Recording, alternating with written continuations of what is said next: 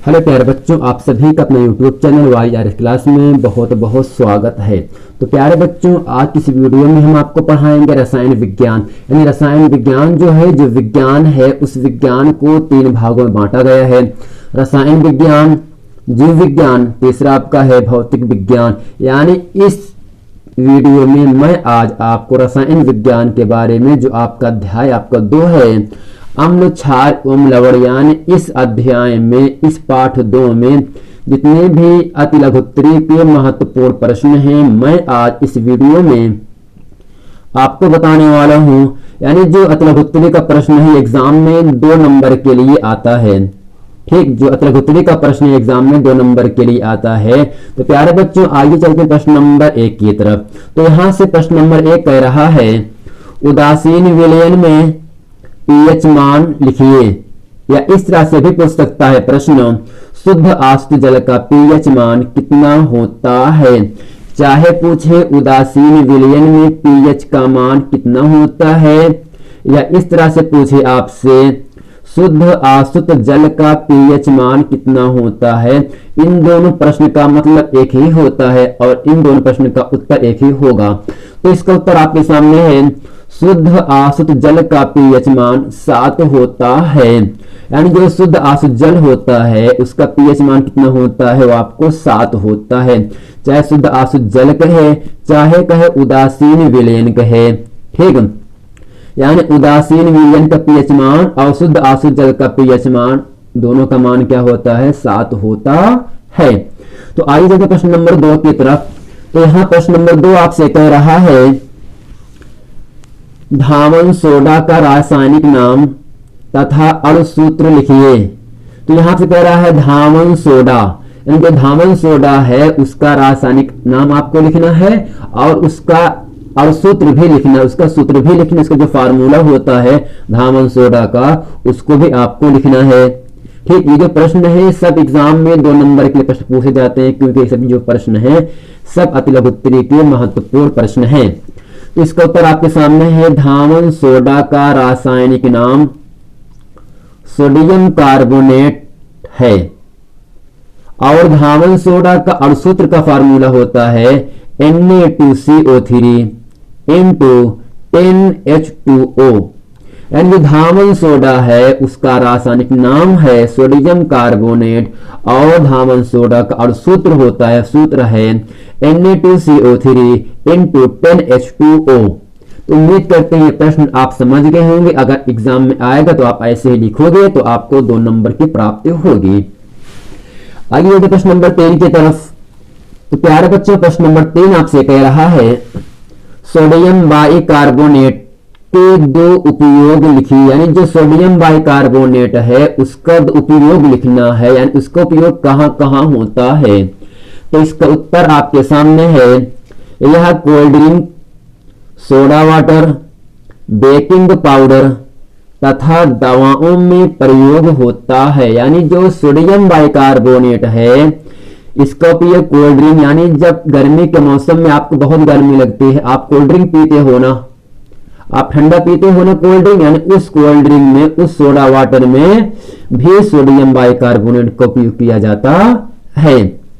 और इसका उपयोग दवाओं में भी किया जाता है। यानी जो दवाएं बनती हैं, जो मेडिसिन बनते हैं, उस मेडिसिन में सोडियम बाइकार्बोनेट का भी उपयोग होता है। तो चलते प्रश्न नंबर 4 की तरफ। तो प्यारे बच्चों, प्रश्न नंबर 4 आपके सामने है, जो कि एग्जाम में कई बार आपसे पूछा है। प्रश्न इस प्रकार से है, हाइड्रोजन आयन सांद्रण से क्या तात्पर्य है। उदासीन विलयन में हाइड्रोजन आयन सांद्रण का मान कितना होता है। यानी आपसे कह रहा है हाइड्रोजन आयन सांद्रण किसे कहते हैं, उदासीन विलयन में जिस विलयन का पीएच मान क्या है, 7 रहे, उसे उदासीन विलयन कहते हैं। यह शुद्ध आश्रित जल हो गया या उदासीन विलयन हो गया, इन दोनों का मान क्या होता है, 7 के बराबर होता है। यानी जिस विलयन का पीएच मान 7 होता है उसे हम उदासीन विलयन के नाम से जानते हैं। ठीक, फिर कह रहा है उदासीन विलयन में हाइड्रोजन आयन सांद्रण का मान कितना होता है। यानी जब विलयन उदासीन रहे तब उसमें हाइड्रोजन आयन जो होते हैं उसका मान कितना होता है। तो इसका प्यारे बच्चों उत्तर आपके सामने है। किसी विलयन के 1 लीटर में उपस्थित हाइड्रोजन आयनों के मोलों की संख्या को उस विलयन का हाइड्रोजन आयन सांद्रण कहते हैं। उदासीन विलयन में हाइड्रोजन आयन का सांद्रण 10 की पावर -7 या 10 की घात -7 मोल प्रति लीटर होता है। किसी विलयन के 1 लीटर में जो घोल है, जो विलयन बना है, उसके 1 लीटर में, आप जानते हो लीटर किसे कहते हैं, लीटर, ठीक। यानी विलयन के 1 लीटर में उपस्थित हाइड्रोजन आयनों के मोलों की संख्या, यानी जो विलयन है उस विलयन में उपस्थित हाइड्रोजन आयनों के मोलों की कुल संख्या को उस विलयन का हाइड्रोजन आयन सांद्रण कहते हैं। और उदासीन विलयन में हाइड्रोजन आयन का सांद्रण कितना होता है, 10 की घात -7 मोल प्रति लीटर होता है। तो आगे चलते प्रश्न नंबर 5 की तरफ। ये भी एग्जाम में कई बार आपसे पूछा है। प्रश्न नंबर 5 है, खाने के सोडे का रासायनिक नाम तथा अणुसूत्र लिखिए। यानी जो खाने में जो जिस सोडे का आप उपयोग करते हो उसका रासायनिक नाम कह रहा है और उसका अणुसूत्र भी कह रहा है। तो इसका उत्तर आपके सामने है। ये भी एग्जाम में कई बार प्रश्न पूछा भी है, आपके सामने है। रासायनिक नाम यानी खाने के सोडे का रासायनिक नाम क्या होता है, सोडियम बाइकार्बोनेट। और खाने के सोडे का अणुसूत्र होता है NaHCO3। Na का मतलब होता है सोडियम, H का मतलब बाई, CO3 का मतलब कार्बोनेट, यानी सोडियम बाइकार्बोनेट है। यानी जो खाने में हम जिस सोडे का उपयोग करते हैं उसका रासायनिक सूत्र होता है सोडियम बाइकार्बोनेट और उसका अणुसूत्र होता है NaCO3। तो प्यारे बच्चों आगे चलते प्रश्न नंबर 6 की तरफ। ये जो प्रश्न है एग्जाम में कई बार प्रश्न पूछे, ये भी एग्जाम में कई बार पूछा है, ये प्रश्न एग्जाम में भी आ सकता है। प्रश्न कुछ इस प्रकार से आपके सामने है। कह रहा है एक विलयन में हाइड्रोक्सिल आयन का सांद्रण 1 × 10⁻⁻10 मोल प्रति लीटर है। इस विलयन का पीएच मान ज्ञात कीजिए। यानी हम ये आपके सवाल है, ये सवाल जो है एग्जाम में अति लघुत्तरी में पूछा जाता है ऐसे, और 2 नंबर के लिए प्रश्न आपसे पूछा भी जाएगा। तो यहां से कह रहा है विलयन में हाइड्रोक्सिल आयन, यानी हाइड्रोक्सिल आयन को हम लिखते हैं OH- से लिखते हैं, और OH- का मान क्या दिया है, 1 × 10⁻10 मोल प्रति लीटर दिया है। ठीक, अब यहां कह रहा है इस विलयन का पीएच मान ज्ञात कीजिए। क्योंकि जब हाइड्रोक्सिल आयन आपको दिया होगा, उसका मान दिया होगा, तो सबसे पहले हम निकालते हैं H+ आयन की सांद्रता कितनी होगी। तो यहां से लिखेंगे चूंकि H+ आयन की सांद्रता गुणे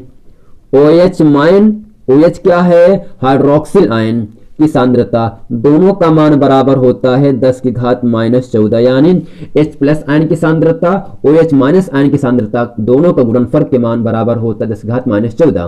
क्योंकि H+ आयन की सांद्रता बराबर 10⁻14, OH का मान, ये OH गुणे में है, OH का मान क्या दिया है, 1 × 10⁻10 दिया है, तो यहाँ पर गुणे में आप जाएगा भाग में, तो यहाँ से 10⁻10, तो बराबर करेंगे 10⁻14। इस 10 की घात को हम ऊपर लेके आएंगे। जब नीचे से हम घात को ऊपर लेके आते हैं, अगर घात नीचे माइनस में है, अगर घात हर में माइनस में है, ऊपर प्लस हो जाता है, +4 आ गया। तो आप जानते हो यदि गुणे में आधार समान तो घात में जुड़ जाती है। क्योंकि घात यहाँ पर नेगेटिव और पॉजिटिव है, तो -10 में से, तो यहाँ से तो यहाँ पर 10 दिए हैं, तो -14 में से, ठीक, -14 में से +10 घटेगा और आपको यहाँ से H+ आयन की सांद्रता आपको मिल जाएगी। 14 में से 10 गए -4। क्योंकि आपको पीएच मान कह रहा है तो नीचे लिखेंगे, इसलिए पीएच बराबर, और पीएच का फार्मूला होता है -log10 H+ आयन की सांद्रता। तो पीएच बराबर यहां से होगा -log10 h प्लस आंशिक समीकरण का मान दिया है 10 की घात -4। ठीक, तो यहाँ से माइनस 10 की घात -4, हमेशा लॉग में घात पहले आ जाता है, -4 log 10 बेस 10 हो गया। ठीक, आप ये भी जानते हो log 10 बेस 10 का मान क्या होता है, 1 के बराबर होता है, यानी माइनस माइनस प्लस आपको 4 मिला, यानी pH का मान कितना हो गया, 4 आ गया। क्योंकि आप जानते हो log 10 बेस 10 का मान 1 के बराबर होता है। तो बच्चों ये था प्रश्न जो अध्याय आपका 2 है, अम्ल क्षार एवं लवण। इस पूरे अध्याय में जितने भी अतिलघुत्तरी के महत्वपूर्ण प्रश्न हैं, मैं आज उन सभी प्रश्नों को आपके सामने अच्छे तरीके से बता दिया। ये जो अतिलघुत्तरी प्रश्न है एग्जाम में 2 नंबर के लिए पूछा जाएगा। तो प्यारे बच्चों ये था वीडियो। अगर वीडियो समझ में आया है तो वीडियो को लाइक करें और हमारे चैनल YRS क्लास को सब्सक्राइब करें और अपने दोस्तों में खूब शेयर करें। यदि आपने इसके पहले का वीडियो नहीं देखे हैं तो डिस्क्रिप्शन में नीचे लिंक दिया है, वहां जाकर आप उस वीडियो को देख लें ताकि वो सभी प्रश्न वीडियो आपको अच्छे तरीके से समझ में आ जाए। मिलते हैं अगले वीडियो में, तब तक के लिए थैंक यू।